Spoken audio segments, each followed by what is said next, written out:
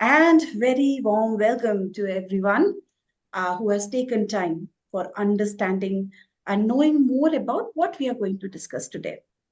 You see, the engagements like these actually make our community, the GWS Learning Guild community, uh, an interactive one, and of course, more meaningful one. And that's when we are able to bring you such amazing sessions, such powerful sessions for your growth, organizational growth, and everything in between.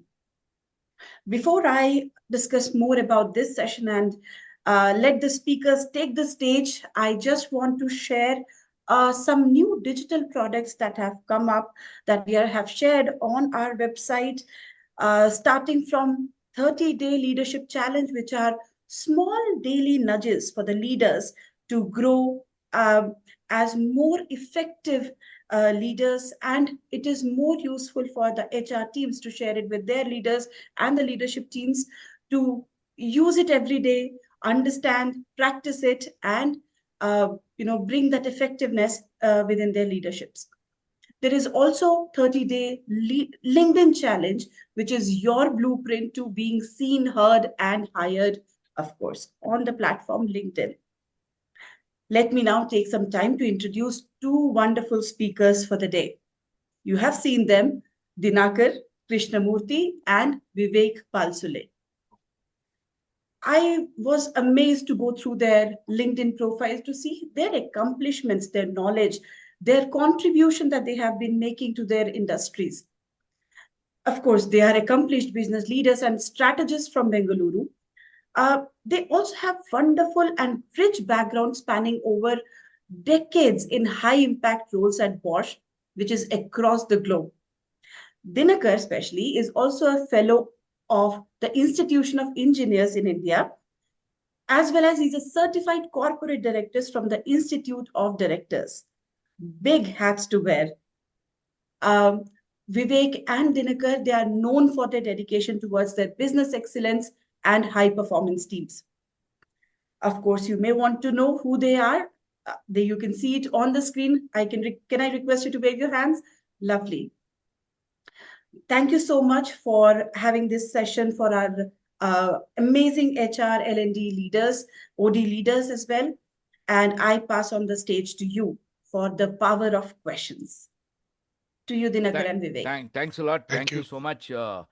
Thanks a lot to, first of all, Shanti ji and then Ishita ji for organizing our program. It's really a great opportunity to be here. So we basically will have planned the program for main interaction. That's the only idea. Before that, before we start the interactive session, I would like to make a very quick presentation, maybe about 2 to 3 minutes, and then get into the maybe 5 minutes, and then get into the interaction part of it. So as I am talking, there could be some questions, doubts, or whatever. In case you have that, please raise your hand. I can see that in my screen here. And then, in case there is something which is required to be answered, I can answer the question so that we answer as we move along. So it's not my show; it's a show of all of you. That's the basic idea today. So before I get into the details, I would just like to make a short presentation here. I think you're able to see my screen, right? Yeah, Dinakar, can we get into the slideshow mode? Yeah, I'll do that. So basically, there are three topics which we will do. My objective today is to share a methodology which we use in all our programs, which is a Socratic methodology, which is basically experiential learning in the other language, you can say, other jargon. All our activities are experiential learning, be it presentation, be it interact, be it teamwork, be it simulation, be it role play, whatever it is, it's always experiential in nature. And so that's what I'm going to be talking about today. And to explain that, तो आप भी इससे मांगो ना उधर से extra में. May I request people who are not speaking to be on mute, please? So कोई बात नहीं, कोई I just कस्टमर switched आ off गया my तो camera. By chance Okay. उसका नाम अगर डिस्प्ले करना होगा तो भी मिस हो जाएगा. So this is about the Socratic methodology based L&D programs which we conduct. We have done this for various companies. Vivek, would you like to add which all customers we have worked till now, very briefly? What we have done is we have worked for multiple companies over last more than a decade. We have worked from small micro companies like Rapshri or Office Needs, which are into different segments from castings to uh, uh, white goods, and to cycle brand, big companies like Cycle Brand, ABB, Bajaj Auto, and many, many more companies. Uh, uh, we have also done it in precision engineering as well as white goods segments. We have more than about 40 customers in our kitty. And the best part is that what we have done is we have done multiple programs with them. That itself is the proof of pudding to what we have done, that it is liked by customers and they have found value. So the spectrum is very wide, from big infrastructure companies to energy segment to vacuum interrupters to energy segment transformations. Then uh, we are into precision engineering, automobile, automotive suppliers, and multiple things, and including cycle like agarbattis. And Thank you so much. Yeah. that's all. Thank you so much. So that we have worked with various companies now, and wherever we have done, it's been a kind of a L&D program. L&D would be learning and development. It's not just training. It could be mentoring, it could be facilitation, it could be conducting a workshop, something to do with development and learning. So that's the methodology which I will share with you. And as I do that, I explain that methodology. I'm going to use our own tools which we use for talking about various topics like problem solving, like supply chain development, like leadership development, like sales improvement, sales growth, sales funnel. So various topics, whatever we do, we use the same methodology. That's what I'm going to use today, so that you also get an idea as to what our methodology is all about and how do we go about doing it, and also you get the idea and maybe get a deeper understanding of what a Socratic methodology is and how it could be integrated in the L&D programs. For that, we would have a success characteristics of adult learning quiz, which is again interactive. Then Socratic learning for deep dive using our methodology called as inspirational persuasion. And finally, we do a small assessment for mindsets for career growth. All this could possibly take about 1.5 hours, and after that, we can have a Q&A, open discussion. Now, these are the 5 characteristics of adult learning. I don't want to get into the depth. Each one of you already know that. I've just noted it out in here as a baseline for our quiz later. And then when it comes to andragogy is adult learning, pedagogy is children learning. These are the 2 types of learning that happens. But most of the time in the industry today, even though we have only adults in the L&D programs, a lot of effort is put in to use pedagogy as the main approach to teach adults. And that's the reason why the level of knowledge is not something so great. If I look at the background, if I look at even the IT industry or the manufacturing industry or ITS industry, we have been in manufacturing as a brick and mortar industry in India for almost now more than 70 years. Even earlier to independence, we were having manufacturing industry. But the share of GDP in manufacturing has always remained at around 15%. Though there was a clear policy and multiple vision statements to increase it to 25%. Now, all this has a lot to do with skill and competence. And on the other hand, if you look at the case of IT industry, I mentioned about the productivity in the beginning. It's quite low. When we, let's say, have to compete very intensely with other countries, our productivity may not be that good. And people have got used to us being their vendors. Therefore, there's a good level of comfort. And we have been the first movers there. That's a good advantage that we have got. And in the other industries too, the amount of effort that we have put in terms of learning and development for 25-30 years now, there have been a lot of experts. Our country definitely keeps producing a lot of experts, a lot of trainers, and they doing such training programs consistently in the companies should have brought us to world class levels in all areas. That means over 35 years we should have become a brand, a global brand when it comes to industry, when it comes to business. We should have been considered as a global brand.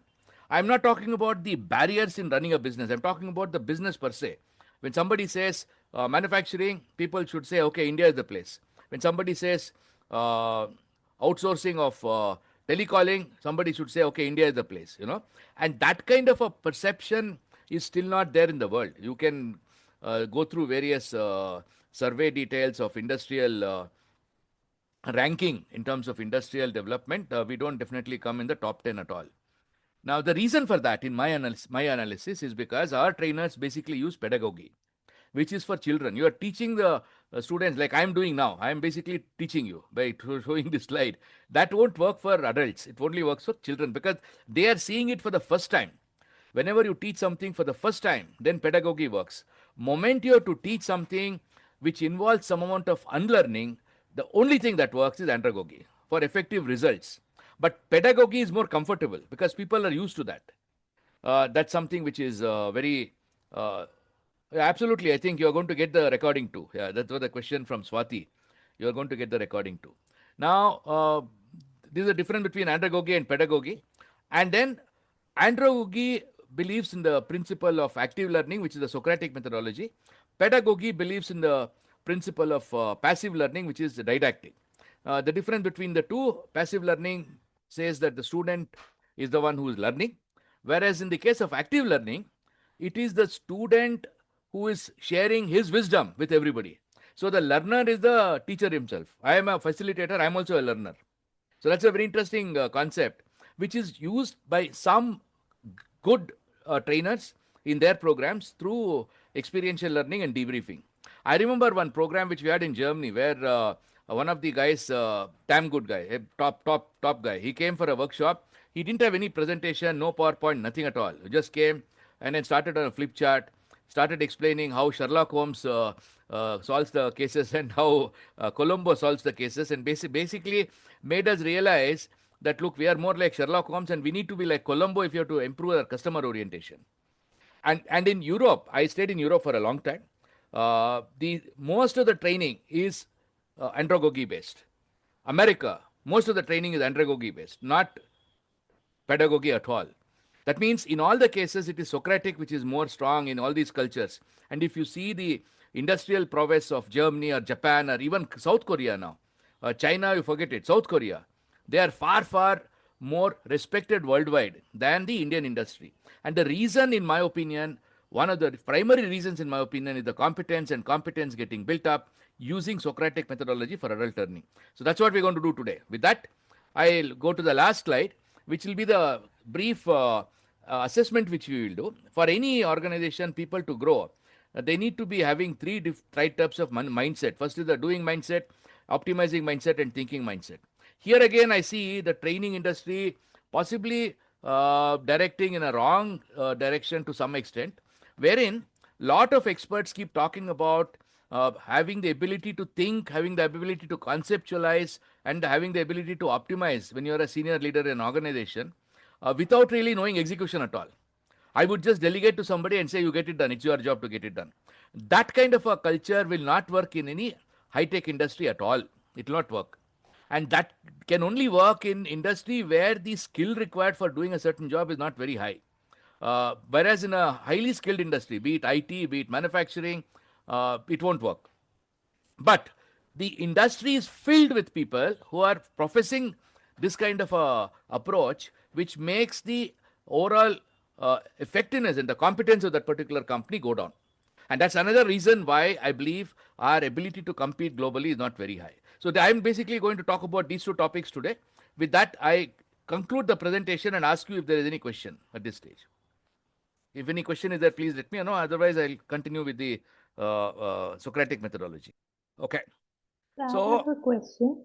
Yeah, please go on. Please go on.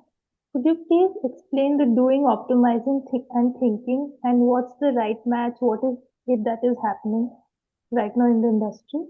No, can you just repeat the question? Maybe you share your name and then you introduce yourself and ask the question, that others also know who you are. Yeah, please. I'm Asaviri. Yeah, tell me. And my question is, can you please explain the three mindsets for career growth, as in what each of it exactly means? What is currently happening and what is the right way to go about it? Yeah, so if you see in any industry, if you see at the lower level, on the left side, you see the hierarchy level. The level 1 are the individual contributors. Individual contributors are workers who are working on their own. They don't have anybody to manage. Level 2 is the first level of leadership, which would be we can call them the frontline leaders. Level 3 would be the leaders who are managing leaders. Then level 4 would be leaders who are managing leaders who are managing leaders. Level 5 would be the leader or leaders who are managing leaders who are managing leaders who are managing leaders. So the kind of orientation and guidance you give for the team to succeed is different at each level. At the lowermost level, it is important that the individual contributors have to be really good in execution. Their main job is to execute. They should be good in execution. They don't need to have very high ability to think, high ability to optimize. Their job is to just do it. But at the same time, they also need to have a slight amount of a mindset in terms of optimizing. They should be looking at why am I doing that like this? Can I do it differently? And also in terms of thinking, whatever I am doing, is it really necessary or not? Thinking is all about effectiveness, to see whether when I do something, is it really meeting the goal or not? Optimizing is all about efficiency, to make sure that you do a job with the least efficiency, least amount of resources. That is efficiency. Now, as you go higher up the hierarchy, the optimizing share will increase. That means all the top, way to the top, even the CEO has to be optimizing continuously. And the lower level also needs to optimize continuously. Whereas the thinking and effectiveness will increase as you go higher up the hierarchy. And the doing part will always be necessary. Even if you are a CEO of a company, you should know what's going on in the company to the detail. That's what I have seen in the world-class CEOs with whom I have interacted in close quarters. They are really damn good. They know everything what goes on in the but they're not doing the job. But they're good. They spend the time to learn what goes on in sales department, what goes on in accounts department, what goes on in production department. They are damn good. They know the detail. And that's what I'm trying to emphasize, saying that that is also required. Yeah, Asavari, you will understand this much in detail towards the end of the things than what Dinakar explained. As he said, it is didactic. You are just trying to grasp whatever you can. But the moment, by end of it, you'll get very good clarity about what each is there at each level. Okay. So just bear with us till we walk you through these entire 3 mindsets for career growth. Done. And then you yourself will explain. And I'll ask you a question. Please explain, and I'm confident you'll be able to explain, Asavari. Done. Thank you. Hi, Okay, so yeah, please go on. sorry to interrupt. My name is Anush, and I'm a little photosensitive, so the lights are off, and that's why I'm not turning on my camera. Pardon me for that. I have a background in academia, and therefore have some idea of the Socratic method.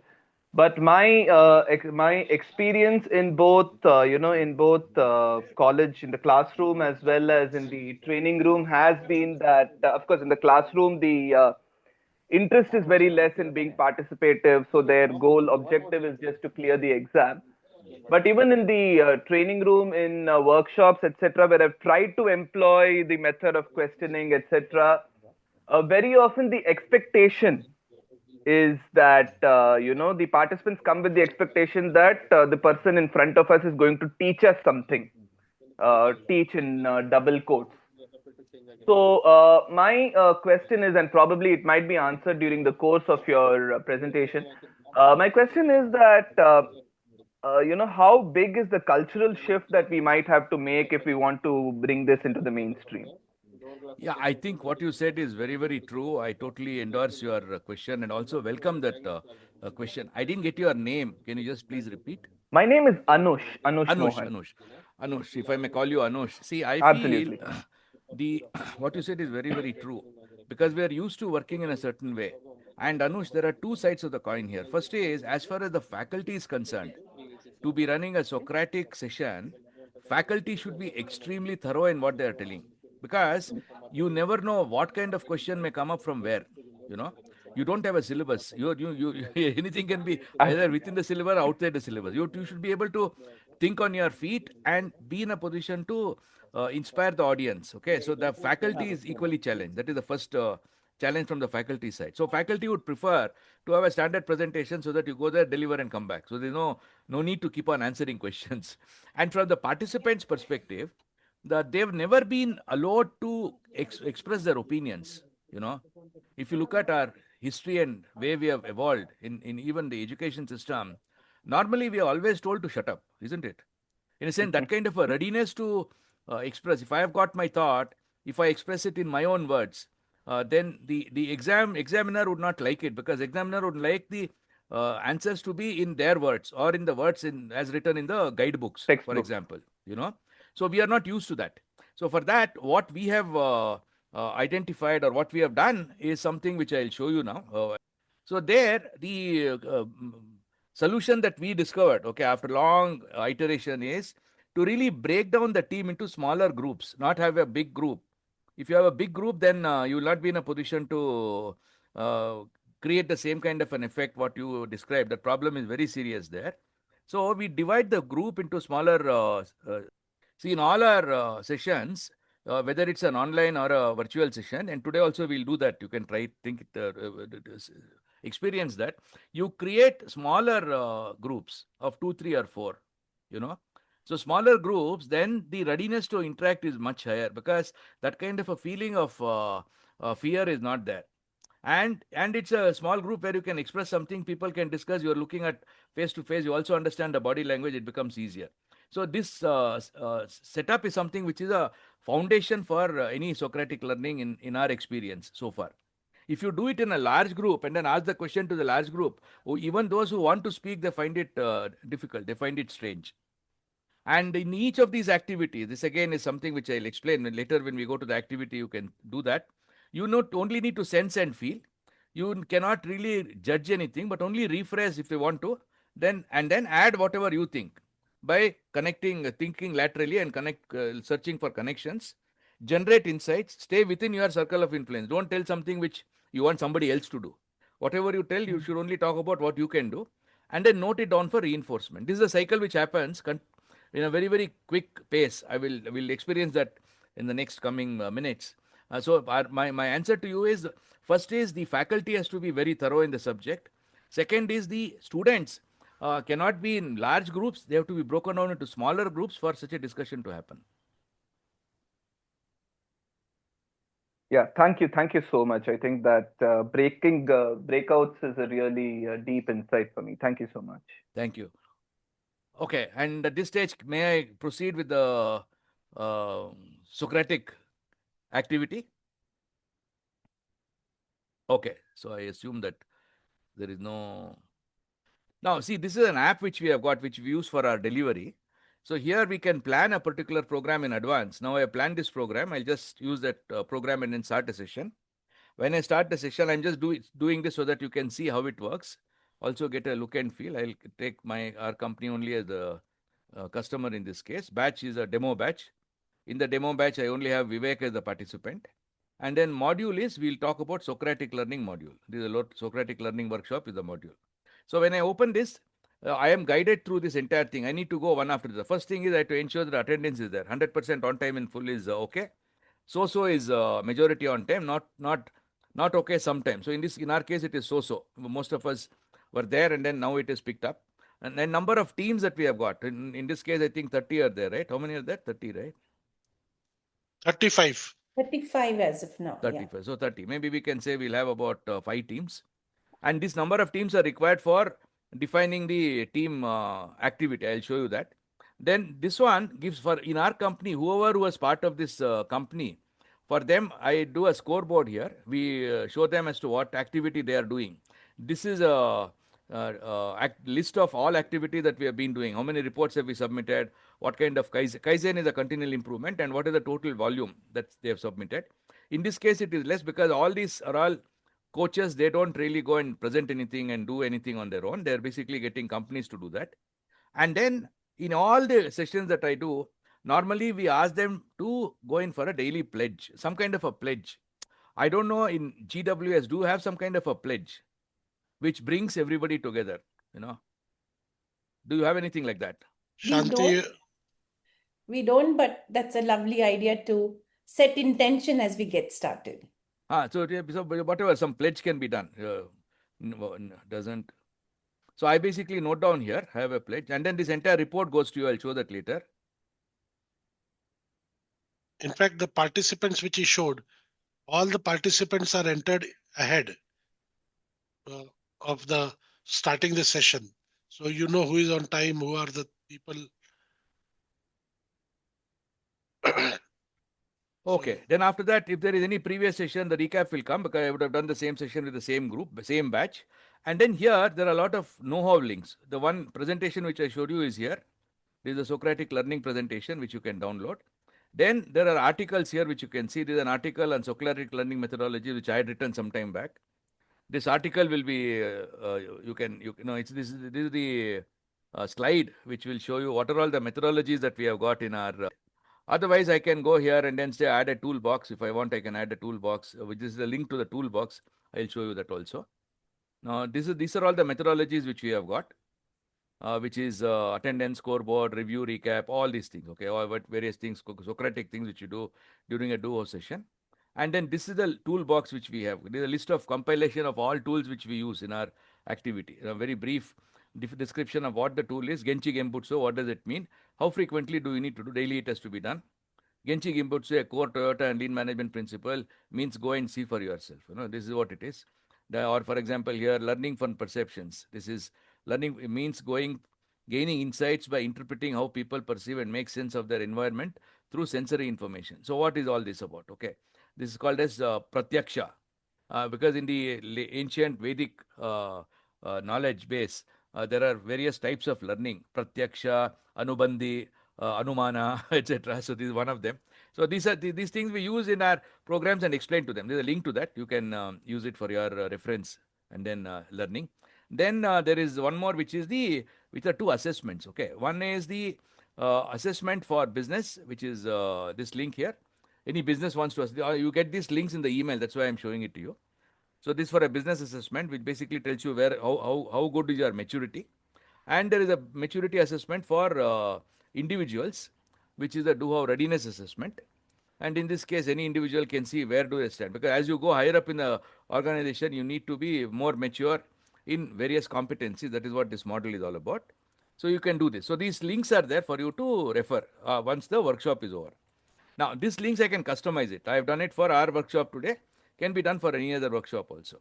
Then we need to do an assessment. This is the one which I said, doing, optimizing and thinking. That we will do later as the last step today. First, we will start with a quiz to talk about the difference. What is adult learning is all about. Okay. Now, in this quiz, my suggestion is we will not do the breakout rooms here. We'll just do a quiz. Anybody wants to answer, they can answer. Okay. Don't need to raise the hand. Just answer. Okay. So let me take the first question. Are you able to see this question, first of all? We can. It's very small in size. One second. Anyway, can we make bigger? Yeah, I'll make it. Yeah, it's small in size. It's small, yeah. Yeah. Oh, just give me a second. I need to reload the page. This is a scoreboard, and then here. So now here, these are the links which I showed you. Now this is the we'll come to the quiz now. We'll later go directly to the quiz. Now you can see it, right? You're able to read it. Yeah. So anybody wants to take the answer, you can say. What is the answer here? Adults prefer learning that acknowledges authority, hierarchy, theory, or real life constraints. Real life constraints. Okay. So answer is D. Anything whoever answered, anything comes to your mind as a takeaway? Yeah, the learning has to help us take back what we have learned so that we can overcome the challenges that we face in our work environment. Learning need. Dinakar, if you are the learner, where are you entering that your answer was D? No, in this case, when the quiz is done, typically what I would do is, you see this on the left side, T0, T4, T3, T2. We would have defined the entire group into each teams. Okay, smaller teams like I showed you earlier. The teams will give answers and then each team will have to give the answer and discuss. Got it. Okay, and then I would do the summary. Each team will have 3 or 4 people. So they are A, B, C, D. That is what is shown here. Got it. In a group of 2A. And then once the answer is given, then the team will summarize. And then we'll do a summary all together. We'll do that for the next one, inspirational, not for this. Okay, but both will be the same. I only wanted to show you 2 different methodologies. That's all. This one, next question. Adults value learning most when it helps them obey, impress, compete, perform better. What is the answer? Perform better. Okay. Oh, okay. So very easy. I say all these guys, you're all very experts. So what is the what's the key takeaway there? The learning has to be applicable. Oh, okay. Learning needs to be applicable, right? Now you look at it in pedagogy, you're only teaching a concept.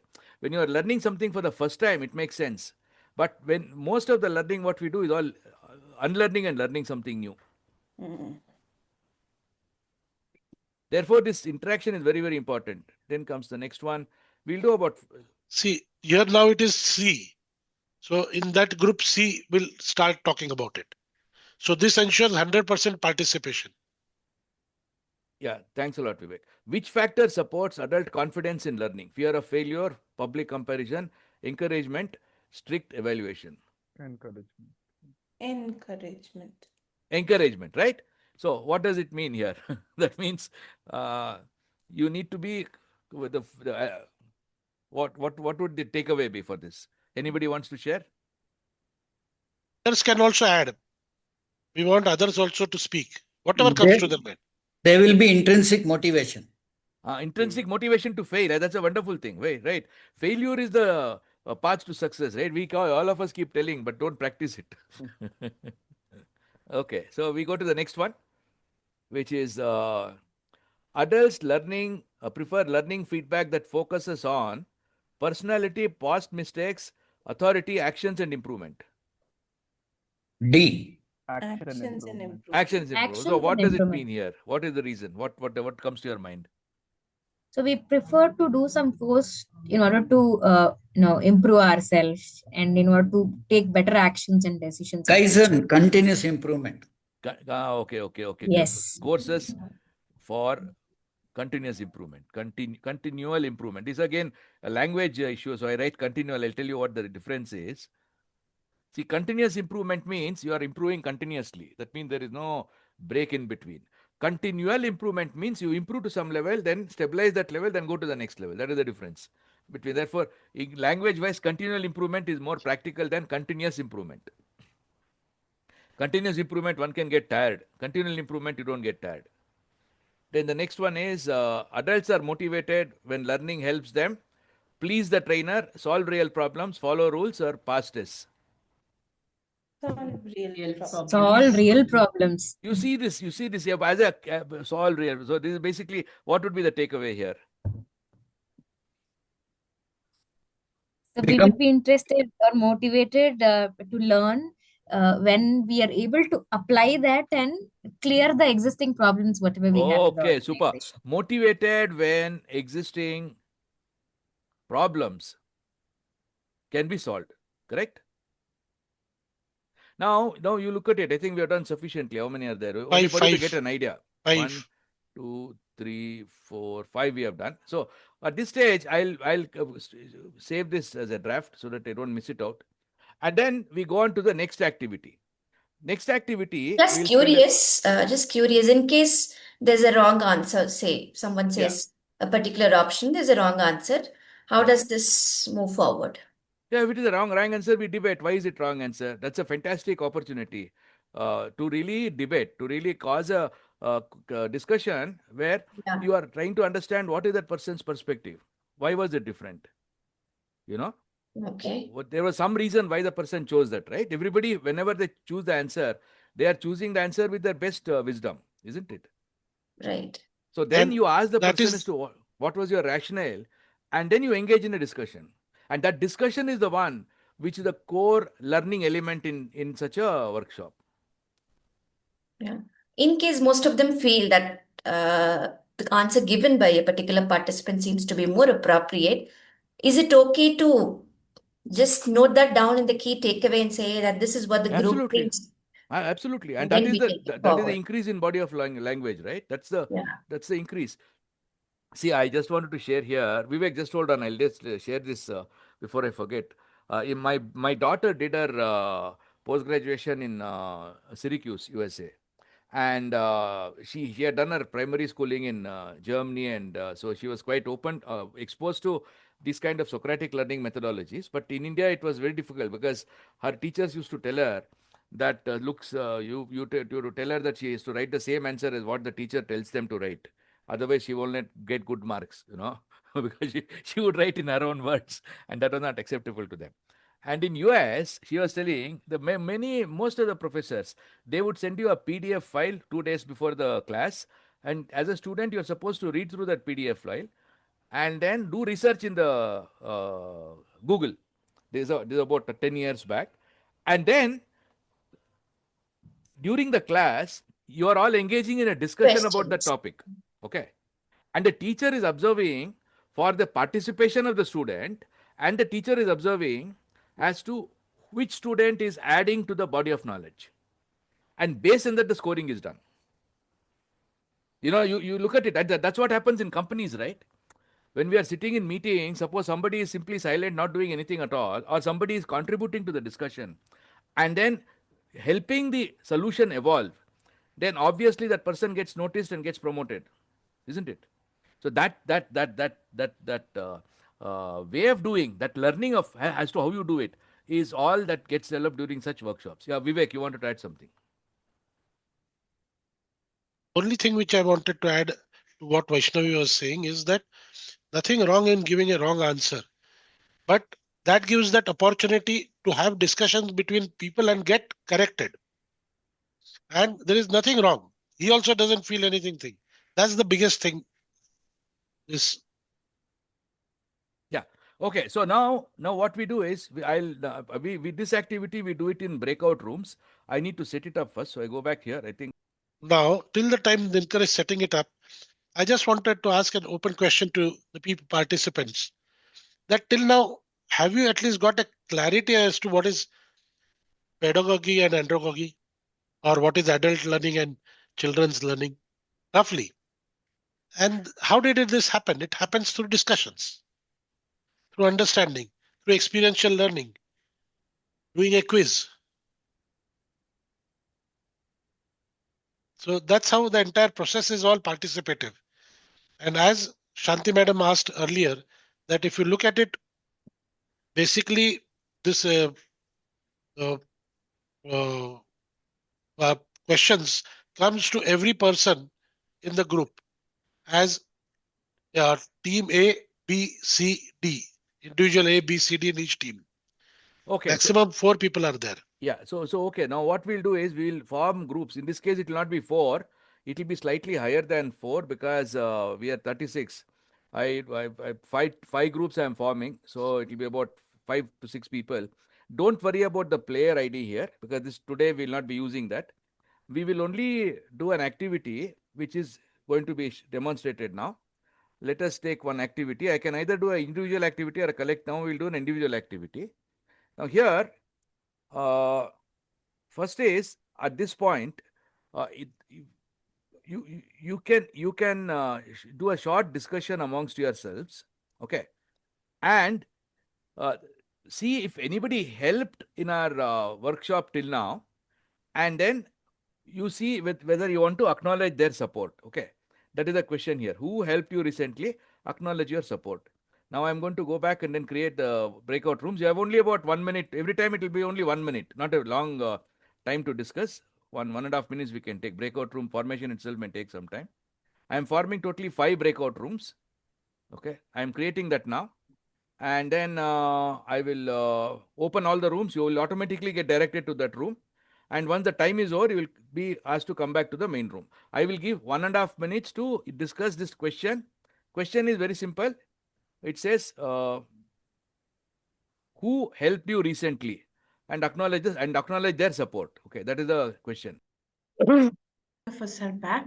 Some of us Super. are. So most of you are back. 1 second. Yeah, everybody is back. Okay, super. Now, would you like to talk? Anybody wants to share what happened in that room? Anybody can share. Don't know. No. Yeah, all 3 of us told, who would have helped and how they felt.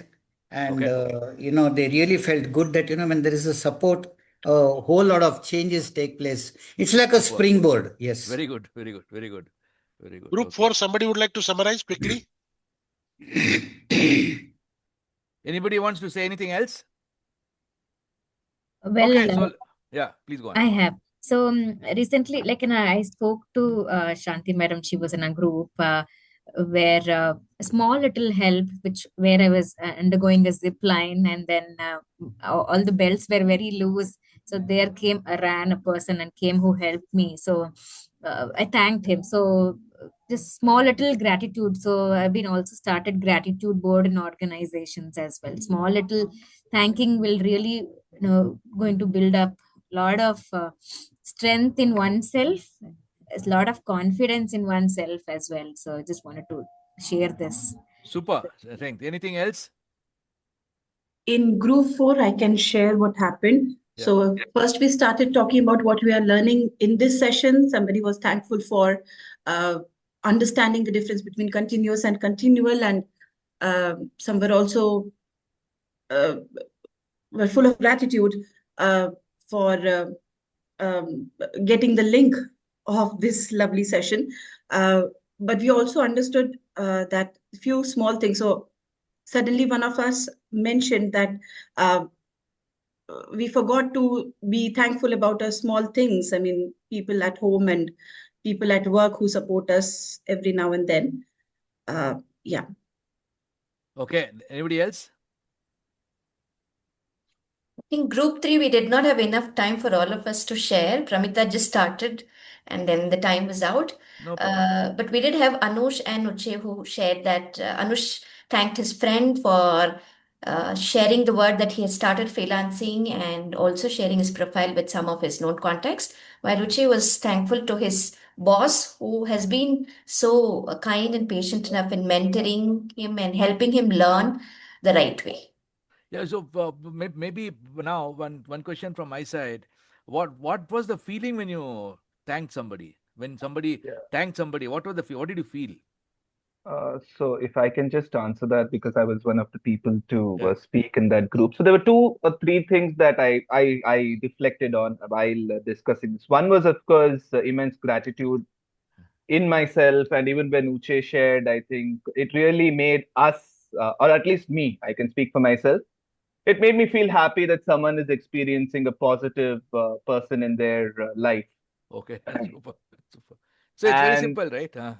yeah, and the Okay. second thing is, of course, I think because we are a group interacting, initially there was a hesitation, which is why only 2 of us could share in the span of 1 minute.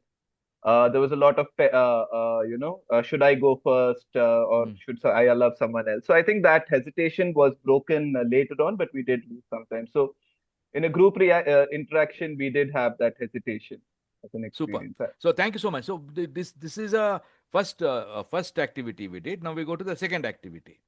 In the second activity, let us see what we do. Again, an individual activity. Now you have a different challenge now.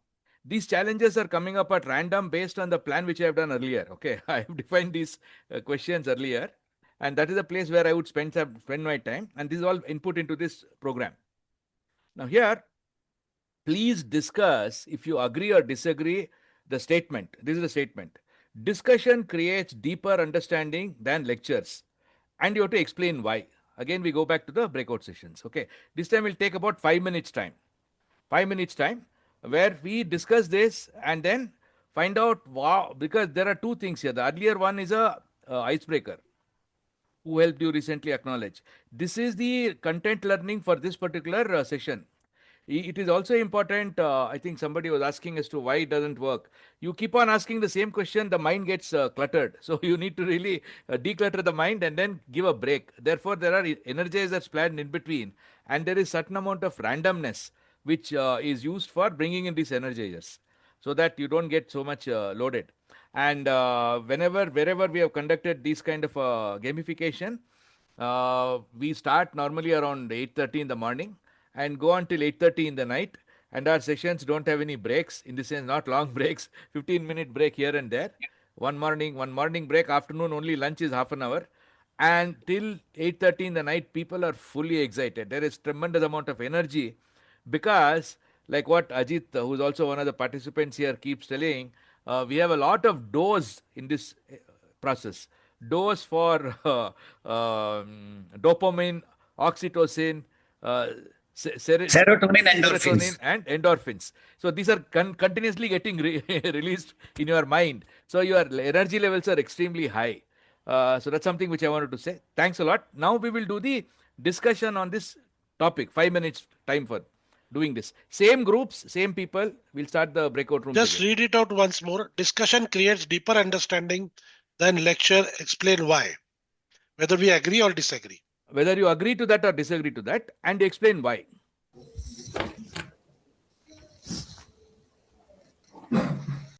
I assume that many of you would have got disappointed because the breakout room ended just like that. Yes, yes, yes. Why did it feel like a lot less than 5 minutes? Yeah. Okay, so who had done some discussion, can you please share? The reason why this timing is given is mainly to see, because our mind doesn't need so much time to understand and appreciate. It's only that experience which is important. Once you get it, you get it. That's all. Yeah, So what Dinakar, we were Yeah. thinking of the same thing in room number 1, that thinking is one, but the mindset, if it is not proper, then It the won't.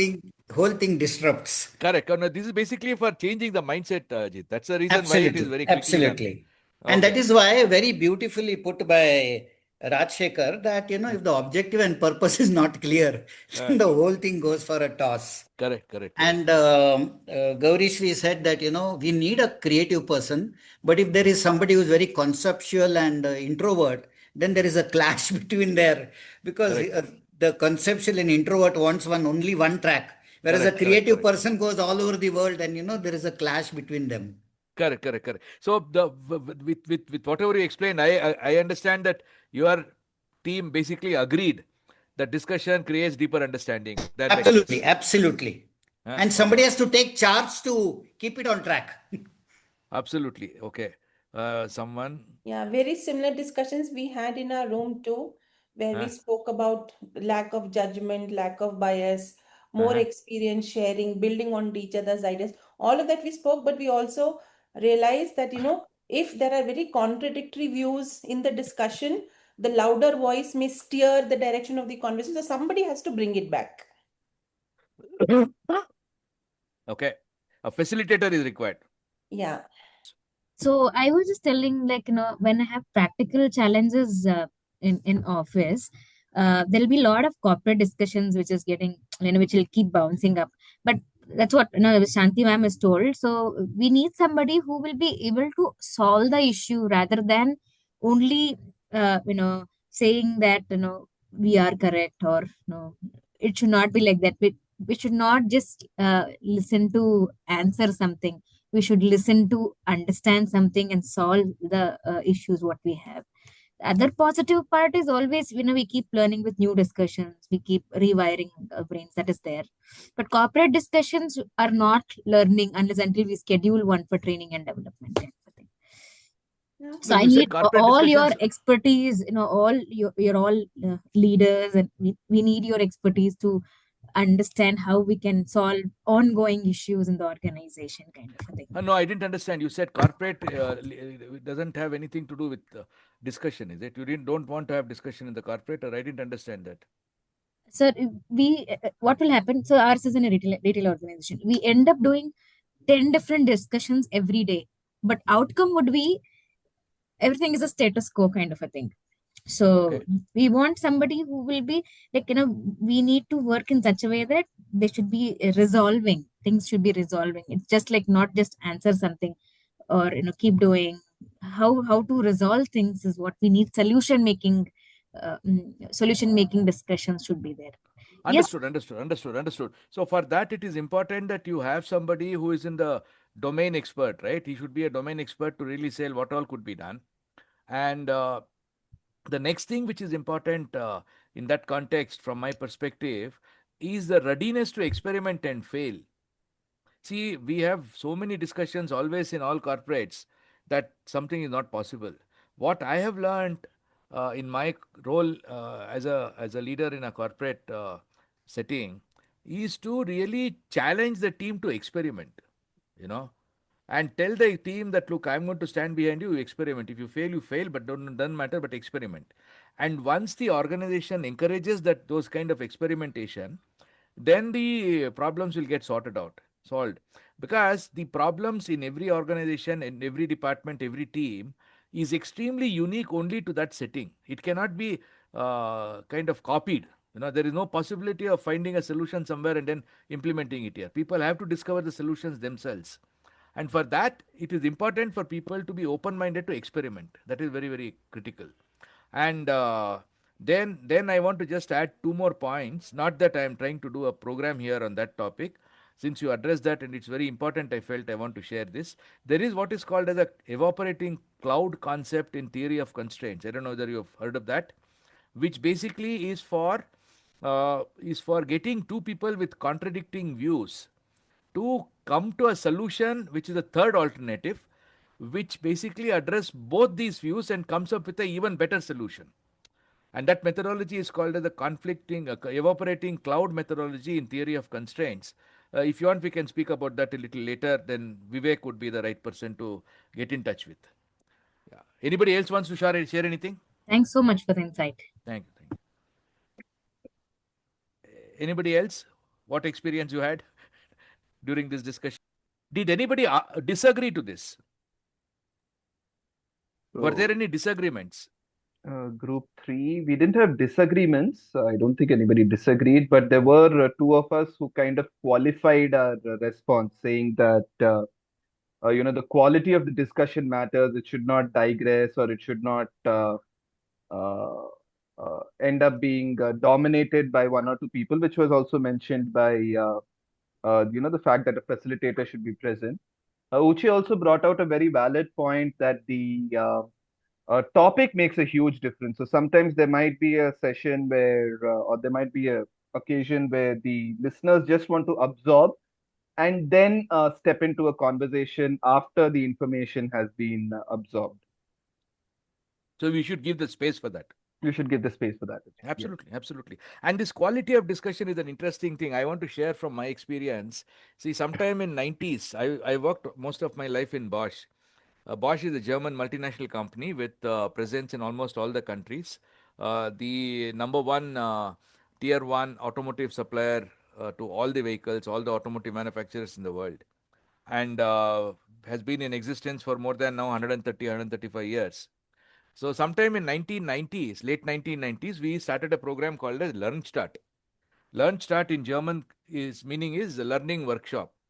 Problem was in workshop, if you see in manufacturing, all the workers are mainly just doing production. They are not really involved in anything else at all. Morning they come in the 8 o'clock or 9 o'clock, 10 o'clock or 6 o'clock, depending on their shift timing. They punch in and then directly go to the machine, load and unload the component, set the machine and do something and produce it and go back. Okay, that's their daily routine. Now we wanted to really involve them a little bit better in what today is called as TEI, Total Employee Involvement. So we started a scheme called as Lunch Start. Lunch Start was every week you meet and for about 2 hours with the facilitation, under the facilitation of the supervisor, the operators can talk about any topic. Okay, it's basically a learning workshop. Any topic you talk, and then we will start working and trying to solve problems of our own. That was the objective, to solve problems in their area by talking and discussing. You can't believe it that it took almost about one year for us to come to the level of discussing the problem. For 1 year, every week when we would meet, people only would talk about things which are not going right. That is not right. This is not right. Starting from the canteen food was not okay, the water was not okay, and the bus did not come on time. All such things, because we have never given opportunity for employees to voice themselves. We had never given that opportunity. I'm sure the same would be the case with in many companies. The quality discussion doesn't happen because the people in that discussion room never have had the opportunity so that somebody else listened to whatever they said. So that kind of a urge, that kind of a desire to speak, desire to express is so high that there is a tremendous amount of emotional connect to talk, to tell something, because nobody heard them. So once the maturity evolves, that listening becomes a standard feature in our discussions, automatically quality discussions happen because everybody sitting in that room are coming there with a purpose. They have a need because of which they're in that room. So the quality discussion happen naturally, but then we need to have patience for that. I don't know whether I could explain my perspective on that in a way that you could understand. Dinakar, I will tell you one very interesting thing. Please go on. I was working in a company wherein, unfortunately, as a colonel was brought from military, and his approach, he never listened to us. And suddenly everything changed. He just won't listen. That is how he has been brought up. Yeah, absolutely. This is what happens depending on the person. It's not only the company, but also the person. Absolutely. Thank you, Ajit. Thank you so much. So now I go to the next activity. This is the last one we will do.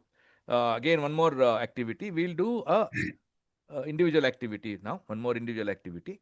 Now, here, please discuss if you agree or disagree the statement. This statement, one more statement. Okay, we again go back 5 minutes, which says pedagogy fits well with KPIs and dashboards, and explain why. Do you agree that pedagogy fits well with KPIs and dashboards, and you explain why? You need to disagree or agree.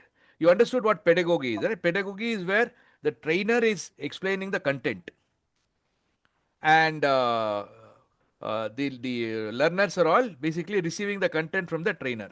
So that is pedagogy. So it says pedagogy fits well with KPI. KPI stands for key performance indicators and dashboards.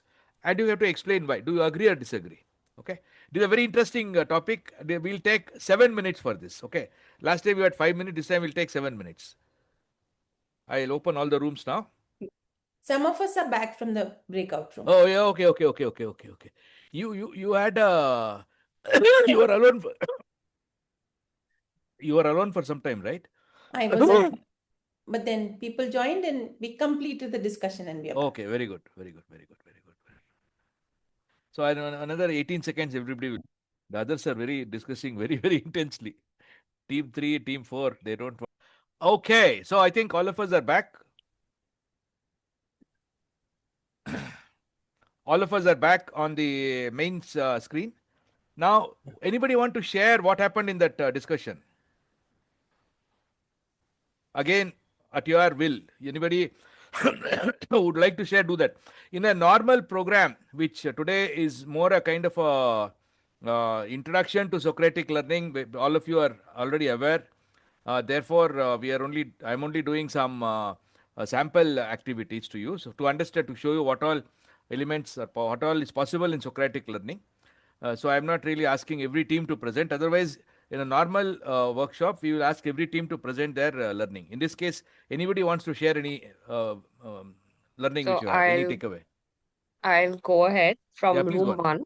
Yeah, please go on. So what we discussed was since it's KPIs and dashboards which are already very structured, pedagogy does fit well. But Okay. We also felt that it might negatively impact the organization as a whole, given especially that a lot of the times these KPIs and dashboards become the sole focus for employees, and they're not driven to go beyond that. But if it comes to the learning, from the learning perspective, we do feel that pedagogy fits well. So you agree to There this is statement? no room for confusion when it comes to KPIs. It has to be the same. Everyone has to have the same understanding of them. So very good, superb. That also shows that pedagogy has a lot to do with cognitive learning, which is mainly content based, whereas Socratic or the Andragogy has a lot to do with affective learning, which is very much emotional. Because as adults, we already know everything. Only thing is, bloody well, we don't do it. So that is kind of what we were discussing. And that's what it supports. Yeah. Thank you so much. Thank you, Gauri. Yeah. Anybody else wants to share anything? Group 3 and 4, so much discussion happened. You don't want to share anything, or even team 5, team 2? So we agreed that pedagogical learning can have an impact on KPIs and dashboards, specifically if the KPIs and dashboards are very clearly defined and articulated. Then the alignment happens. One observation was also that even if the approach to learning is andragogical, a playful method to do an activity and have fun, but when they sit back and reflect, we again step back into pedagogy and think about what have we learned from that fun activity. So somewhere we were like not discarding completely the andragogical approaches. Let's see where it fits, but the reflection can be pedagogical, and yes, both of them have impact on KPIs and dashboards. Yeah. So here I think you spoke something which is very, very important. I thought of just mentioning that. You said, what have we learned? Correct? Now, when you say what have you learned, when moment you say that what I have learned is more uh, content based, you know, then it is tending towards more pedagogy. Yeah. But if you have learned something which helps you practice the content better, then it is andragogy. See, in organizations today, pedagogy is the easiest. You know, you put a KPI, so many people have to be trained, you train them, then the job is done. You say that you do 10 hours of training, 10 hours of training has been given. Or you Yeah. say that I have to make sure that he passes the exam, he passes the exam. In the andragogy concept also, you could do that. What would be the KPI for andragogy? For example, it could be the enhancement of the performance of the individual over 6 months' time. That Yeah, would be I the... think I use the terms andragogy, pedagogy in the Interchangeably, reverse order. Yeah. exactly. Yeah, I was correct. about to That's what I say that. meant. Yeah. That's Okay. exactly what I Okay. meant. Okay. Understood. Yeah. Thanks so much. Anybody else wants to share anything? Dinakar, if you don't mind, may I ask you a question? Yeah, please. Suppose you and I are in sales Uh-huh. and we have to make 10 calls per day. Okay. But I'm given one area which is not very good. Yeah. I may be better than you, I may be. But then I'm not given an area which is good, whereas the other lazy guy has been given a very potential area. So how KPI works here? KPI works, right? You are basically monitoring how many calls you did every day. so that is the driver for you. It works. The But only thing is, then, no, KPI then, works. but Yeah. then I'm asked to milk bulls, not possible. So No. Hold on. So there are two things here. See, somebody chose and gave you that area because they believe that there is some potential there. Correct? Now, here, in my opinion, the Socratic methodology will help this person to become proactive, to try to discover whether there is any true potential at all or not. If it is not there, to get back to his superior or to his boss, whoever was given the target, to tell him that, look, this target here is not manageable. We cannot do anything at all. It will be a failure for all of us. So, can we think of either extending the territory or shifting the territory? And that proactive initiative, that initiative to become proactive, is what would get taught in an andragogy session, not in a pedagogy session. I think very true, very true. Is my what should I say, experience. So what I feel is this yin and yang, we should be open for both to be applied together, then the progress is faster and better. Absolutely. Yeah. probably speaking on behalf of Group 3, or rather my position in Group 3. Yeah. That's exactly what I was saying, that if it is not, if the KPIs objectives are not democratically achieved, in the sense that if it's just handed down to me, I may not be willing to accept because it ignores my reality. Correct. Right, like Ajit pointed out, that if I am handed a territory that's yet undiscovered, it would be pretty unfair to have the same numbers for two people, even if they're at the same level and have the same probably have the same caliber. So that has to be it should be either co-created or and the same thing with the dashboards, especially when it comes to creating the dashboards. It has to be created in conjunction, getting the inputs from all these stakeholders involved, discussing why a parameter should be there or should not be there. Correct. I think that's where andragogy comes in. Pedagogy probably comes in place where a person is not familiar with a particular role and therefore has to be handed something, Correct. but also nurtured to understand the expectation. Absolutely, superb. Now, I only wanted to just change a word which you use, democratically. In the business context, I would use the word collaboratively. Collaboratively. I concede that. That's all. That's all. Otherwise, great, I say. So now you look at it. See, in the case of Socratic learning, you are basically learning the will to do something, and you are also learning from your own experiences. That means your baseline is not zero. So therefore, it is difficult to really link any KPI to an andragogy learning system. Whereas if it's a pedagogy learning system, it's very simple. If some particular content had to be delivered, 20 minutes delivery, it was done. So you can say it was done, people can sign they did it. And you can also give an examination in the case of pedagogy. It's very simple. Here, I showed you this slide earlier. I just go back to that slide to just share that or concretize that point.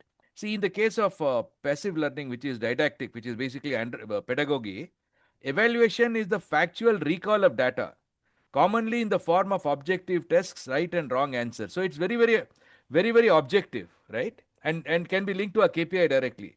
Whereas in the case of andragogy, evaluation is the application of the understanding, interpretation of data, commonly in a essay, speech, journal, or review.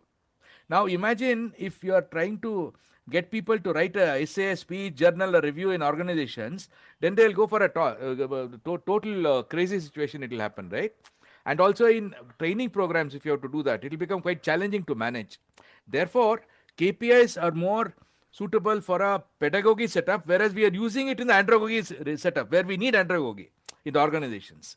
And what you said is very true. If you are trying to introduce a subject which has never been taught, then pedagogy is the right methodology to use. But the number of times that we have such a need in organizations is very minuscule, where something totally new has to be taught.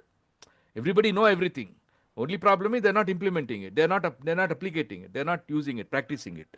That's where the andragogy comes into picture. Thank you so much. Thank you very much.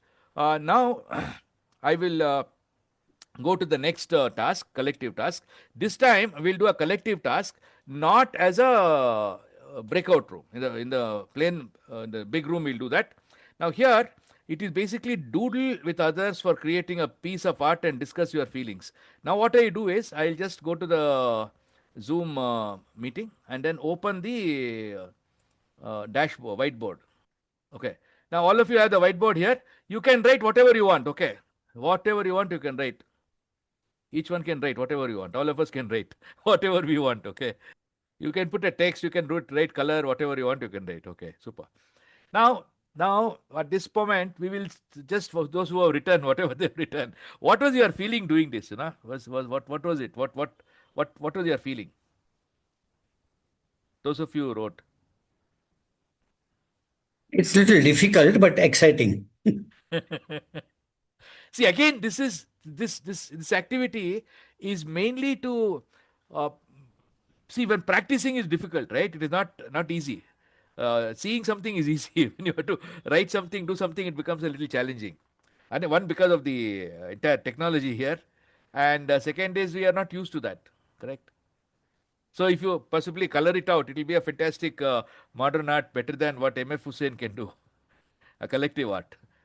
I will share this also in the email when it comes later. Okay. So thank you so much. Thank you very much. I get back now to the how do I share it here? Present, not share. Share is there. How do I save this? Anyway. Anybody know how to save this, Shanti or somebody? How to save this? You can move to your presentation. The whiteboard is saved. It will save automatically, is it? Okay. So I come to the. So this is what we said. So what was the learning? I have taken a snapshot. One was exciting. What else was the answer? Anything else? Anybody wants to share? What was your feeling? For me, it was kind of liberating.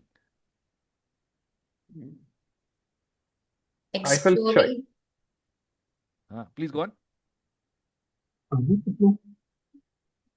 For me, it is always what is in my subconscious mind, what to work on next. So there is I drew a bulb and then idea kind of thing. So it keeps reminding me as to what I should do or what is it kind of, how to get better kind of a thing. So yeah, understood. Idea is, I put idea and a bulb, it didn't come properly. Okay. This is what it is. Yeah.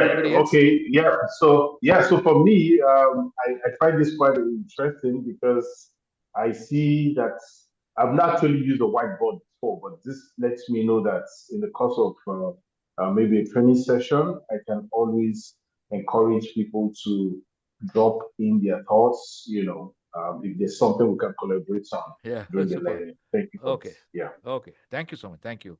Thank you. So this is something which is what we do, because you need to look at it like this. I said andragogy can only work if you are continuously engaging. And if you do these kind of activities, there was a question in the beginning as to how do you engage audience. Audience are very active, they keep participating. If you look at the breakout sessions, teams 3 and 4 never wanted to come out. 7 minutes were over, but still they're discussing fully, So that's what happens. Now at this stage, we will go back to the one more activity before we conclude. In this case, you need to click on a link. This is the assessment of doing, optimizing, and thinking mindset. Okay. For this, I would share a link in the chat window. First, I'll do that. And your job would be to click on that link, and then there will be a need for you to enter a validation code. That validation code is what you see on the screen here. I will mainly take this, and then I'll in the meantime, I'll save that.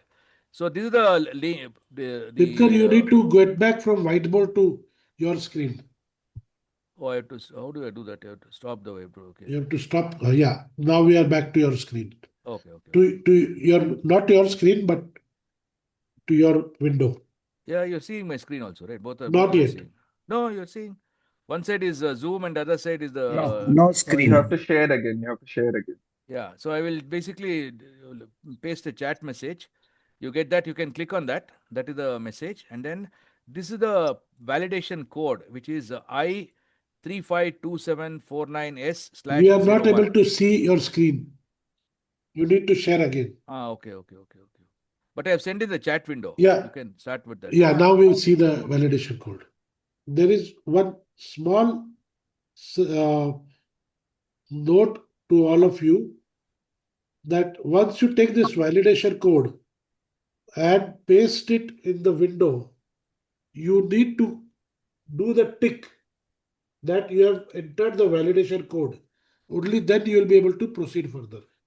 See here, when I click on this, for example, .attachment.businessduo.com, I click on this, it will take me to this kind of a screen. You see this kind of a screen.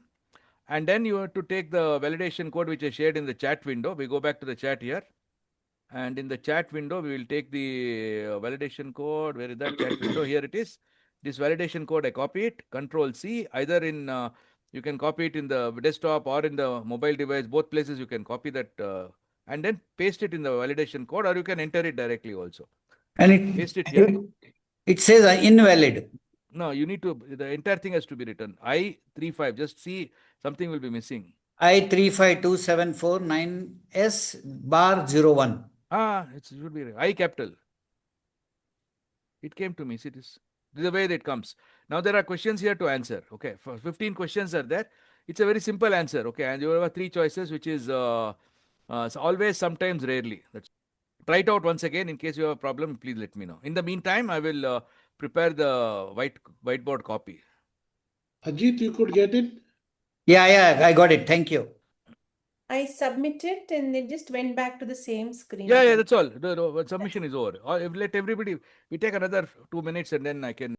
Again, we have to put that code. You have to put the code and then check the box. For example, I'll just show you here. No, that is done actually, that form. That's all. Then it's good. Submitted means submitted. So 12 people have already submitted it now. Okay. So we'll take that as a base. Now we can see the results here. Are you able to hear me? Yes. Yeah. So this assessment says that maximum number of people, okay, in that assessment, whatever you did, have a highly evolved thinking mindset. Higher means your answers are yes there. Yes means that you are having more in that particular question. For that particular question, for example, I make decisions with sustainability, growth, and what else is there? Growth and future relevance in mind. Then I prioritize doing the right thing. Then I invest people long term. This is not very high. That means if you see all of us here in this room are more thinking people than optimizing and doing mindset. Now, thinking people are people who would basically be conceptually good, but in their respective roles, they should be equally good in doing and then optimizing. If these two are not there, just the thinking will not take us to the end result. And if you have to start doing whatever that you know, you need to practice. What Ajit was telling just earlier, there is a person who's got a very, very bad territory for sales, and he is having a difficulty in making phone calls. Obviously, it will be difficult because he's not used to doing that at all. So in that case, it is important that he invests time in becoming top in his particular activity first. And once it is done that, then he can see how to optimize it. Only after doing this should he go to the thinking mindset. So this basically is a very quick tool to analyze what we need to do. Though it is a little disheartening, what are the doing mindset? Let us see what the questions and answers here are. So if you see, I follow orders without questioning. You look at the doing mindset, and then the other mindsets that we have got. Doing mindset, I follow orders without questioning, rarely, right? I follow orders without questioning them, looking ways to improve the process. Sometimes, rarely is very high. Always is low. Rarely you follow it, right? I get work done by any means necessary, often relying on sheer effort rather than careful planning. Sometimes, rarely, always. So if you see, this always should have been the least. Rarely is somewhere on the left side, sometimes in the center. So this sequence, if you see, it demonstrates for us. For example, now we go to the thinking mindset. In the thinking mindset, I anticipate challenges and take steps to prevent them before they arise. Always I do that, right? Similarly, here, when you are doing something, get work done by any means necessary. Here only 16% say that they do that. That means the execution is a challenge, not the thinking part of it. For example, here, when the order is given, some order is given, whatever it is, once you have understood it has to be done, it is to be executed. I measure the success by how many tasks I complete, not necessarily by the impact they create. Now, this, when you say always, I am only doing 16%, impact is there, correct? But the task has to be completed first. And that is a one. Then, for example, always is 0 in this case. What does it say? I tackle problems reactively, often without addressing the root causes. I can become defensive. No, you don't always. So this answer is correct. Rarely you do that. Sometimes you should not do this at all. So if you look at the analysis here, it only shows us that our ability to be more thought leaders, kind of a thing, is in this group. Okay, in this group, it seems to be much higher than the actual ability to just do it, just execution. And that's something which in the case of a company context could be a little critical, because you have leaders who are telling you to do something, but then you don't even know how to do it, that you are not used to doing it. So this is a classical picture of the Indian context. If I look at the same kind of a thing in the context of industrially evolved nature, for example, Germany, Japan, or wherever it is, there it would be different, in the sense the doing would be the maximum, then comes the optimizing and thinking mindset. If you look at the graph which I showed you earlier, it more or less reflects the same way. If you see the graph also, the big chunk is doing, execution is doing, then comes the efficiency, which is optimizing, and the least is thinking. In our case, we are having more thinking mindset, middle optimizing, and then doing. That's the outcome of the survey which we did here. This survey should not really give you any kind of a what do you call it as concrete feedback as to where do we stand today and what needs to be done.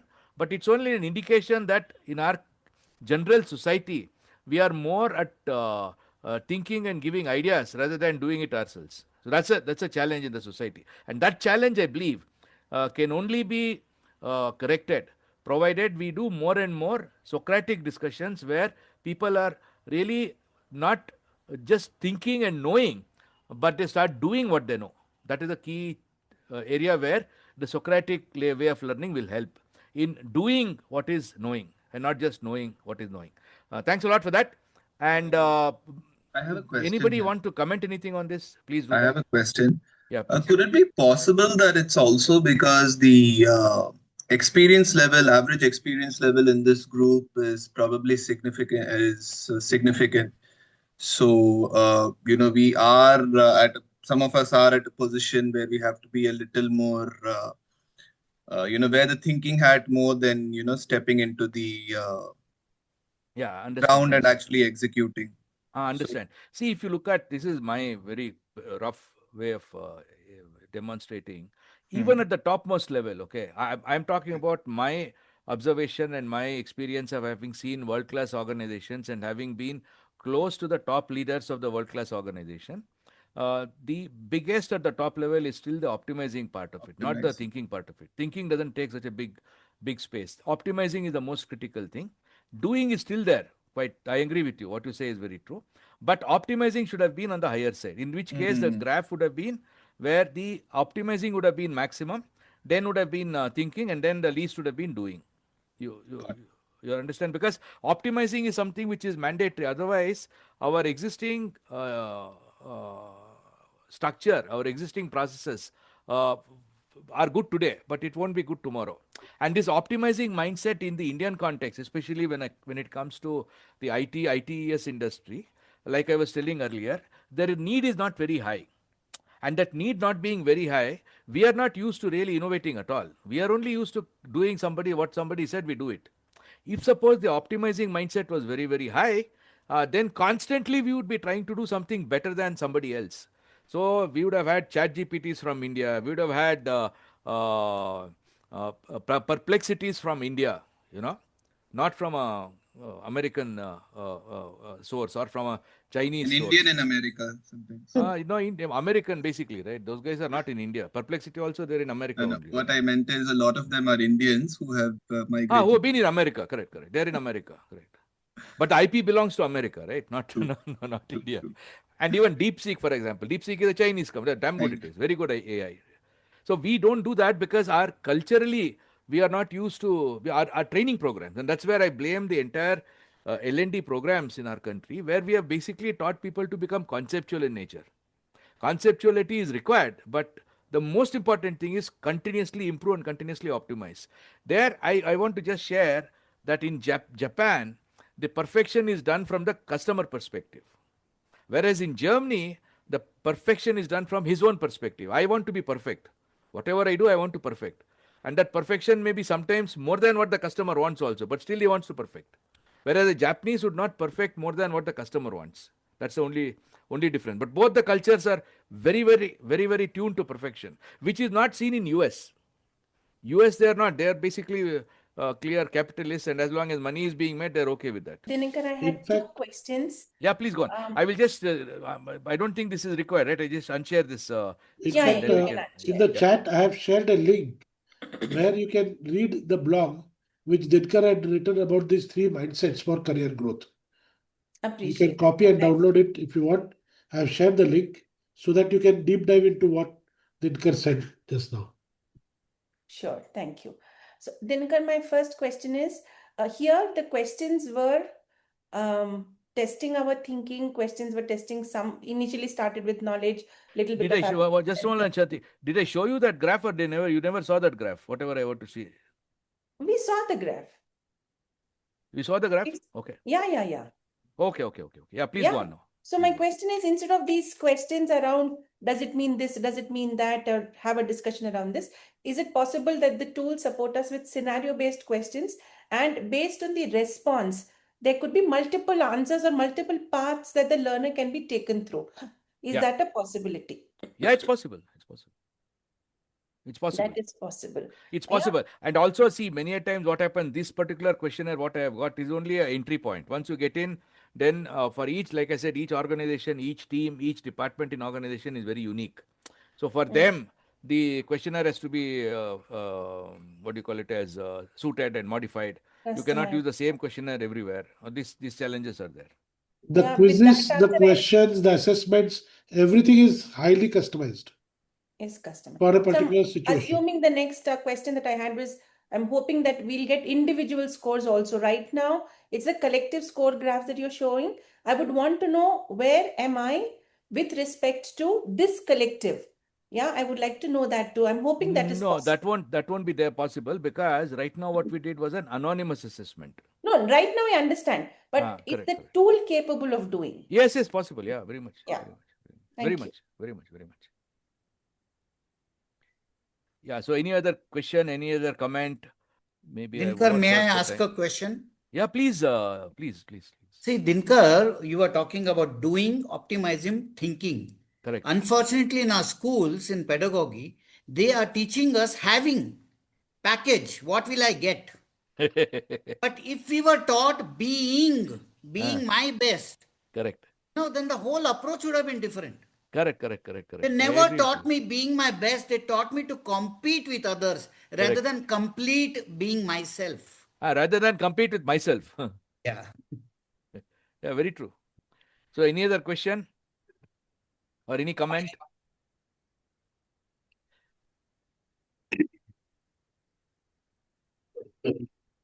Since I don't know if my question, if we are at towards the end of the session, would be that how do we undo the damage of schools? Just taking from the last this thing, because I have been a part of the education system. I have been a part of the problem, and I am facing in the corporate side. I am facing the consequences of that problem, where we are taught to trained to follow, trained to be a part of the herd, trained to just be, produce the right answers. So how do we undo that before we actually get into this a more participative Socratic approach to L&D? So if you allow me, I would like to just show one last topic in that app which I was showing, and then I'll answer your question. Just give me a minute. Sure. I just want to show that.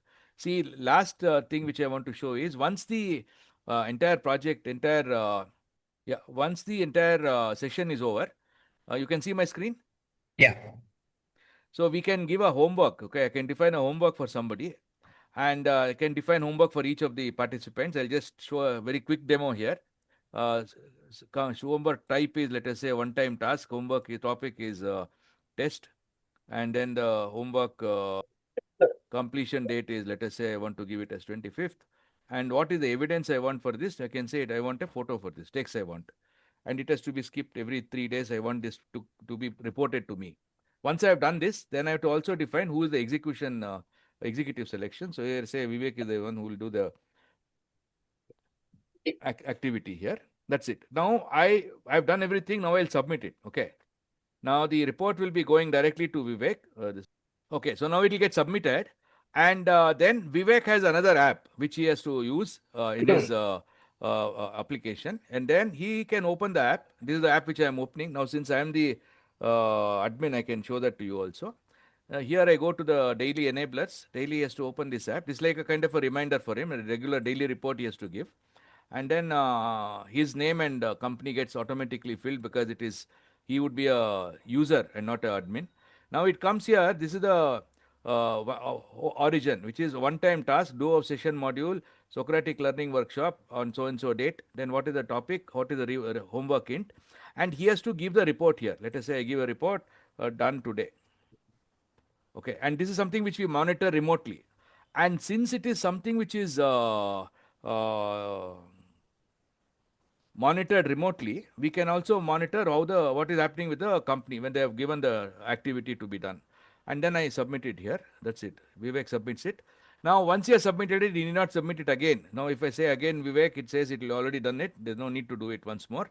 It can only be done after 3 days. Here, for example, it says there's a lot. Thanks a lot for submitting Thanks a lot for already submitting the report. Please edit today's report by visiting so and so or submit a new report. That means nothing to be done. Now, this report I can track, and then I can find out who is doing what activity, and this activity, what is being done, will get shown in the scoreboard, the first part of the session which we started. Now, before we conclude, I just want to show this. Once the session is done, then whatever that we discussed in the session, here you got a session report, then the doing, thinking, optimizing survey, then the GWS whiteboard which we did. This entire report comes to the participants and to me as I am the do-how coach in this case. Now I want to send it to Shanti. What is your Shanti? This is the one, right? Shanti Sharma at Gross Satori. Is it correct? That's right. And then Ishita Mukherjee at Gross Satori. And then to Vivek. Vivek anyway has already got it. So I just sent this. So you got the information also that what was done, what happened during this session. And the report is again a simple PDF file, which basically tells what all we did. All the links to the you can share it with all the participants also. The various links, this is the enabler scores which we had, scoreboard, the various links which we had, then again the assessment which we did, then the various quiz items which we did, then after that the inspirational persuasion which we did, and the homework which was defined. And also along with this, the two files which have uploaded. One is the survey result, which is the graph which you saw. So again, for your memory, we can add as many data as possible. So there is a graph, thinking, doing, and optimizing and doing mindset, and the photo of the whiteboard which we used. So this is what happens once the session is done. Now, coming to the question which was asked, I think it was Anush, right? Anush was the one who asked the question. Is it correct? Regarding Yeah, school that's and right. that's right. That's right. See, have you heard of theory of profound knowledge? Have you heard of that? No, I'm not. See, theory of profound knowledge is something which was propagated by a person by name Deming. Deming was an American who went to Japan during the early TQM TQM, correct. expert. He is the father of TQM, father of quality. So many names Okay. he has got. So he basically spoke about theory, what is called as theory of profound knowledge. Okay, which in my opinion is implemented in many companies. In most of the modern companies also it is quite common. So there he says, don't give KPIs and don't give incentives as a target to anybody in the organization. Instead, uh, give the opportunity for people to come up with improvements that they want to do in the system for the system to deliver better results. Okay, so this is the philosophy is that don't give any targets to anybody, but get people to, when you do an appraisal, for example, you fix on what kind of projects can they do to improve the system. Unless the system improves, the result will be the same. You can keep on hitting on his head, nothing much will happen. So that, in my opinion, is a very interesting clue to overcome the problem which you mentioned about the schooling system and where we are in today. See, if you look at every one of us, whenever we do an appraisal, you fix a target. So many sales has to be done. So many top line has to be achieved. So many calls have to be done. Or so much production has to be done. So much delivery has to be done. So much invoicing has to be done. So much Time productivity check, has to be Dinakar, achieved. we are about 5 minutes beyond. Yeah. Yeah. So that there, if you can research this particular thing and say that what do we need, what do we do to achieve the to improve the situation, then there will be a motivation for us to work on improvements rather than trying to achieve, trying to put our entire effort to do whatever that we are doing in a best possible way. Yeah. With that, I'm done. Sorry for that, Shanti. Thank you so Not a much. problem at all. I think Thank you. very Thank you so much. engaging session. Thank you. Thank you so Love the much. Thank you. questions and conversations. Thank you. Thank Any you. other question for Dinakar? Any other questions, comments, or a feedback to us? You know, we have to improve also. We need to be better than what we are today. So, what improvements do you suggest? Yeah, I'll just add value to what Dinakar said. Such a beautiful thing. I told you that one representative was given one area which was very bad. And there was no, they came back and met and they came to a solution. Let us find out how the same product can be sold to that area. And in one place, they were using for lice. And then they realized that other place they can be used for scabies, the same product. And that is how the whole thing changed. Yeah, Uche has a Uche, question. correct. Very much for the session. I am joining from Nigeria. I didn't join on time, so yeah. So when I saw the dashboards and I mean the platform you used, so I tried to check it. So the Zoho platform and all of that. So is it something we can get the recording so that I can maybe go through the parts I missed, because I want to see if it's something I can use in my organization, because I lead the learning and development function in my organization. So, Yes. Uche, you will get the recording, but the tool is a customized tool that Dinakar and team have created. So you can reach out to Dinakar to see how you can gain access to the tool, but the recording will be shared with all participants. Okay. Thank you very much. I appreciate it. Thanks so much. Thank you. Thank you. And here there was a comment by Sanjay Kumar Jain as training and 100%. Absolutely. Absolutely. At least you can measure 0 to 100% if it is pedagogy. Andragogy, you won't be able to measure at all. I had to say something. Go ahead, Akshat. Hello. Yeah, please go Yeah. on. Is there any way to, I mean, for the mindset change, all these three mindset which was given, so particular mindset to that kind of mindset. I mean, is there a particular process Yeah, that the only someone thing, has see, to go through that, or how is uh, it actually? How does that work actually? yeah, Shanti, is it okay if I take some more time to answer the Yes, question? Or please. Yes, uh, please. see, the mindset is something which is what we all develop over years. Our DNA of from our parents would possibly have contributed to one third of our mindset, whatever that we are today. One third is contribution from the DNA, approximately, I say.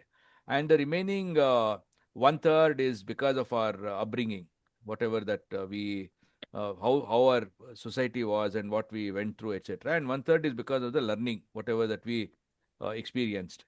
Now, if you look at the overall situation of anybody, changing the mindset means that person has to totally rewrite his history and do something different, which is not easy, you know. So the only way that you can change the mindset is look for what is the right behaviors, right activities to do, and start working on those activities consistently. Once you start practicing them, it will take time because mindset cannot happen immediately. Because we are used to doing something in a particular way, and our subconscious is so convinced that that's the only way that we will succeed. Subconscious is only trying to protect you.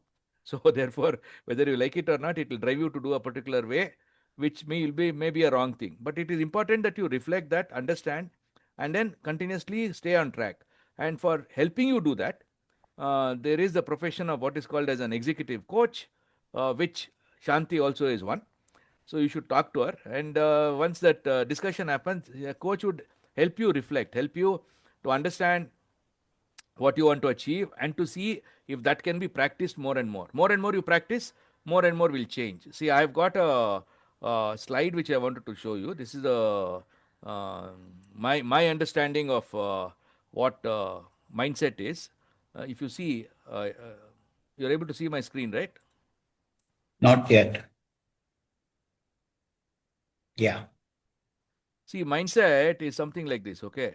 Now, if you see, first is we have got emotional experiences. All of us have got a lot of experiences.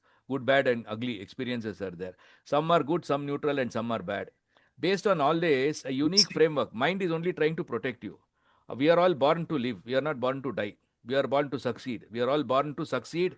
We are born to create a new body of knowledge in the entire universe. We are born to become examples, role models. So our mind is tuned to helping us do that. And this help comes based on the experiences, whatever experiences we have had, emotions, because emotional experience is very strong. It gets saved in the subconscious. And some of these emotional experiences can be coming from our forefathers also. That is the one third part of it. The remaining one third is from our upbringing, school days. Then the remaining last one third is what we evolve over the entire life. So two thirds of your mindset is already predefined because of what you are today. And that definition happens because of these experiences, which some are good, bad, and neutral. And based on this, a framework is created. This framework, you can call it as mindset. And based on this mindset, real time predictions are being done. Mind is constantly, this is again a very important information which I learned, that there was a survey done some time back, a lot of research done in what is called as readiness potential. Readiness potential is Bereitschaft potential in German. It was done by a researcher by name Kornhuber. And this basically says that our mind is preparing whatever that we want to do 30 seconds before we do it. It's really magnificent, really magnificent. 30 milliseconds, the 300 milliseconds before we do it, 500 milliseconds before we do it, brain has already prepared what I have to do. And then 300 milliseconds before I do it, it will tell me, yeah, I can consciously recognize that I'm going to do that particular job. For example, I'm talking now, whatever I'm telling you is all being prepared by my subconscious in advance before I tell that. And only just before I tell, I come to know that I'll be telling that. Therefore, it's extremely difficult for somebody to stop doing whatever that they are supposed to be doing, or the subconscious is driving them to do. And this is being done in real time. Okay, it's a magnificent machine. So therefore, our perceiving of reality, thinking, deciding, acting, everything is based on mindset. So people with different mindsets come together and they are the team. You can call it as culture. So for anything to happen, it's important that we work on these experiences, not on the content. Content is cognitive learning. There are three types of learning: cognitive, affective, and psychomotor learning. Cognitive learning is all about pedagogy, where you are learning some subject, where you are learning some kind of a content.